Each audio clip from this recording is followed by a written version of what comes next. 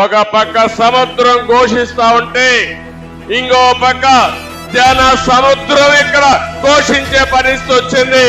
యువగళం ఒక పక్క, ఇంకో పక్క ఎన్నికల యుద్ధ మేరీకి మోగించడానికి వచ్చినటువంటి సైనికులందరికీ పేరు పేరున మనస్ఫూర్తిగా నమస్కారాలు. ఈ రోజు ఒక్క విషయం ఈ మహాసభ ద్వారా తెలియజేస్తున్నాను. జగన్ పని అయిపోయింది. ఇప్పుడే మిత్రులు చెప్పినట్టు రేపు జరిగే కురుక్షేత్ర యుద్ధంలో వైసీపీ ఓడిపోవడం ఖాయం. అది నిర్ణయం అయింది. పనికిరాని వ్యక్తి, రాజకీయాలకు ఏమాత్రం అర్హత లేని వ్యక్తి ఈ జగన్మోహన్ రెడ్డి అని చెప్పి కూడా నేను మీకు తెలియజేస్తున్నా.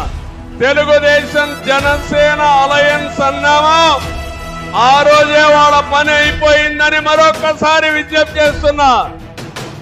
అందుకే నేను పూర్తిగా 5 కోట్ల ప్రజలకు కూడా విజ్ఞప్తి చేస్తున్నా.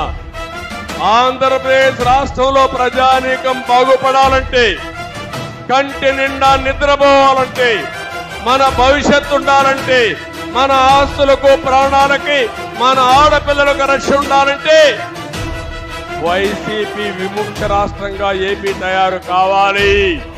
జన సైనికులకి తెలుగుదేశం పార్టీ వీర సైనికులను కోరుతున్నా, కలిసి పనిచేయండి. 100 రోజులు పనిచేయండి.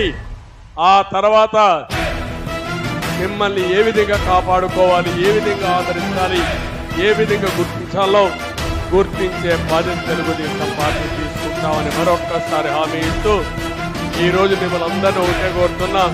మీ ఉత్సాహం చూసా, మీ అభిమానం చూసా నా జీవితంలో ఎప్పుడు కూడా మర్చిపోలేను. తప్పకుండా గుర్తుపెట్టుకుంటా.